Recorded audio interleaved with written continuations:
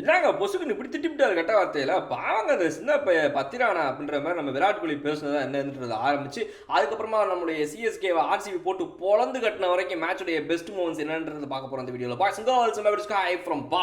CSK vs RCB உடைய best match moments வந்து பார்க்க போறோம் நம்ம இந்த வீடியோல. சோ முதல் மொமெண்ட் என்ன அப்படின்னா, விராட் கோலி அவர்களுக்கு வந்துட்டு ஒரு சரியான பால போட்டு பவுன்சரை போட்டு தலைக்கு ஏத்திருப்பாப்ல நம்மளுடைய மதிஷா பத்திரானா. ஹெல்மெட்ல அடிச்சு அதுக்கப்புறம் பிசியோ உள்ள ஓடி வந்து ஹெல்மெட்டை கழட்டி உள்ள பார்த்து ஓகேவான்னு கேட்க நம்மளுடைய விராட் கோலி அதுக்கப்புறம் அடுத்த பால் ஃபேஸ் பண்ணும்போது வச்சு வாங்குவார். பவுண்டரிஸ்க்கு பால் பறக்கும். அந்த பவுண்டரிஸ்களை அடிச்சு விட்டு Virat Kohli is a man of pumped up இல்லையா, ஒரு ஆட்டிடியூடு. அவர் என்ன பண்ணிட்டாப்ல, இந்த பத்திரானா திரும்ப நடந்து ரிட்டர்ன் போயிட்டு இருக்கும்போது சிரிச்சுட்டே அவர் என்னை ஃபோர் அடிச்சிட்டிங்களா, ஓகே ஓகே அப்படின்னு போட்டுப்பாப்ல. அதுபோல் போறாரு. இவர் வந்துட்டு அந்த எஃப்ஓட யூஸ் பண்ணிட்டாப்ல. நல்லா அவருடைய வாய் அசைவுல உங்களுக்கு தெரிஞ்சதுக்கு வீடியோ எடுத்து நான் போட முடியாது, என்னை பிடிச்சி விடுவாங்க, நீங்கள் போயிட்டு பாருங்கள் ஹைலைட்ஸில் இல்லை மேட்சோட மொத்த ரீப்ளேல. அப்போ வந்து இந்த ஸ்க்ரீன்ஷாட் நான் காட்டுறேன் பாருங்கள். இந்த ஃபோட்டோவில் இருக்கிறது தான் வந்து அங்கே நடந்துச்சு. ஸோ வந்துட்டு அந்த எஃப்ஓட சொல்லிவிட்டு அப்புறம் வந்துட்டு எம் ஓடு சொல்லுவார் பாருங்க, தான தூத் அப்படிம்பார்ல அவர், அந்த வார்த்தையும் சொல்லிவிட்டாப்ல. ரெண்டுத்தையும் சொல்லி விட்டு அவர் பேசின உடனே என்னங்க என்னதான் இருந்தாலும் சரி ரைட்டு, உங்களுக்கு அது வந்து ஒரு பம்ப் ஆகிறதுக்கான ஒரு வார்த்தை, அது வந்து எப்படி அப்படின்னு நம்ம ஊரில் சொல்லுவோம்ல, அந்த மாதிரி ஒரு விஷயம் அப்படின்ற மாதிரி சொல்லிக்கலாம் ரைட்டு. பட் ஆனால் அந்த ஒரு பிளேயரை பார்த்து சொல்கிறதுங்கிறது வந்து கொஞ்சம் கடுமையாக இருந்துச்சு. உங்களை பவுலிங் போட்டு முடிச்சு ஒருத்தர் போகிறா, அவரை பார்த்து இப்படி சொல்கிறீங்க. இப்போ இதே இங்கிலீஷில் இருக்கக்கூடிய வார்த்தைகள் அதிகமாக பயன்படுத்தும் போதெல்லாம் வந்துட்டு ஒரு பிரச்சனை ஆயிடுது. யாரும் கவனிக்கலை, நான் கவனிக்காத வரைக்கும் ரைட்டு ஓகே கவனிச்சிருந்தேன் என்னன்னே ஆகுறது அப்படின்ற மாதிரி சொல்லிட்டு அடுத்ததான் நம்ம என்ன பார்க்க போகிறோம் அப்படின்னா, எம்எஸ்டி அவர்களுடைய ஸ்டம்பிங்.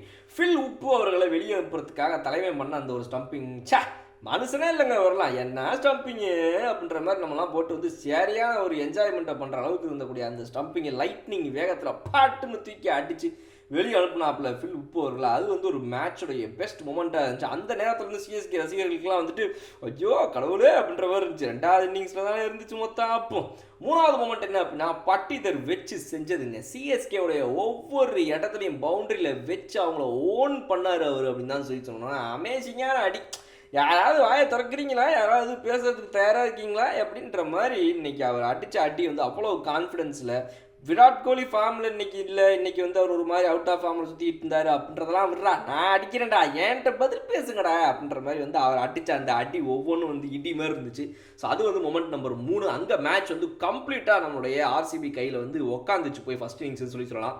நாலாவது மொமெண்ட் என்ன அப்படின்னா, நம்மளுடைய பத்திரானா அவர்கள் போட்ட 19th ஓவர். 19வது ஓவர் பத்திரானா அவர்கள் வெறும் ஒரே ஒரு ரன் கொடுத்தாரு. விக்கெட்டுகளை போட்டு பட்டுன்னு எடுத்து விட்டாப்ல. என்ன 2 விக்கெட் எடுத்து விட்டு ஒரே ஒரு ரன் கொடுத்து விட்டா நீ, சரியான ஆளாக இருக்கிய நீ அப்படின்ற மாதிரி வந்துட்டு யார்கர்களை போடுறது என்ன, ஸ்லோ பால்களை போடுறது என்ன, பட்டு விக்கெட்டுகளை தூக்குறது என்னன்னு சொல்லி அவர் வந்து செம்ம சூப்பராக போட்டிருந்தாரு. ஸோ சிஎஸ்கேக்கு நூர் அகமது எந்த அளவுக்கு அற்புதமாக பவுலிங் போட்டிருந்தாரோ அந்த அளவுக்கு மேட்ச் வந்து 200+ போக வேண்டிய இடத்துல கொஞ்சம் கொஞ்சமாக கர்டைல் பண்ணி அவங்க நல்லா அமுக்கு உட்கார வைக்கிறதுக்கு ரொம்ப உதவுனது அந்த 19th ஓவரில் கொடுத்த ஒரே ஒரு ரன் அப்படின்னு சொல்லி சொல்லலாம் மதிஷா பத்திரானா அவர்களை. 5வது மொமெண்ட் என்ன அப்படின்னா, டிம் டேவிட் 20வது ஓவரில் கியூட் பாய் கரண் அவர்களை 666 ஹேட்ரிக் 6 போட்டு அடித்து வெளியே அனுப்புனது தான்.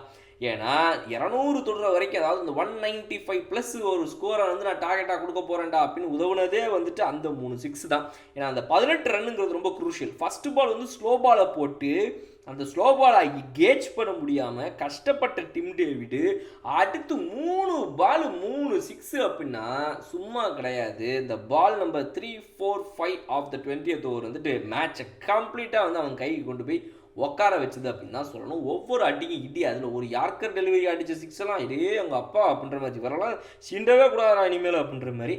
6வது மொமெண்ட், ஃபைனல் மொமெண்ட் என்ன அப்படின்னா, இதுதான் மேட்சோடைய மொத்த முடிவுக்கும் அஸ்திவாரம் போட்டது. ஏன்னா பேட்டிங் ஆடும்போது சிஎஸ்கே வந்துட்டு இந்த ஹேசல்வுட்னு ஒருத்தர் வந்தாருங்க, அற்புதமாக பந்தம் போட்டாருங்க. அவர் எடுத்த விக்கெட்டுகள்லையே மேட்ச் முடிஞ்சு போச்சுங்க அப்படின்ற மாதிரி ஸ்விங் பண்ணுறாரு, பேசன் பவுன்ஸும் போடுறாரு, சரக்குன்னு இறக்குறாரு. ஒன்றும் புரியல சிஎஸ்கே பேட்ஸ்மேன்லாம். ஏன்னா என்ன வருது என்ன பண்ணுறது ஒன்றுமே எனக்கு தெரியலனே அப்படின்ற மாதிரி திணறி போய் திக்குமுக்காடி போய் அவங்க ஒன்றும் புரியாமல் இருந்தாங்க அப்படின்றதான் வந்து அதில் உண்மை. ஸோ அதில் அவர்கள் எடுத்த அந்த விக்கெட்டுகள் ஒவ்வொன்றும் வந்துட்டு சொல்லி எடுத்த அந்த விக்கெட்ஸ் வந்துட்டு ஆசம். அண்ட் நம்ம ஹேட்ஸ் ஆஃப் சொல்லி இந்த வீடியோவை முடிச்சுக்கிறோம். இதுதான் மேட்சுடைய பெஸ்ட் மூமெண்ட்ஸ். உங்களுடைய பெஸ்ட் மூமெண்ட்ஸாக இது இல்லாமல் வேறு என்ன இருந்துச்சுங்கிறத கமெண்ட் செக்ஷன் சொல்லுங்கள். அடுத்த வீடியோ நான் வந்து பார்க்குறேன். Okay bye.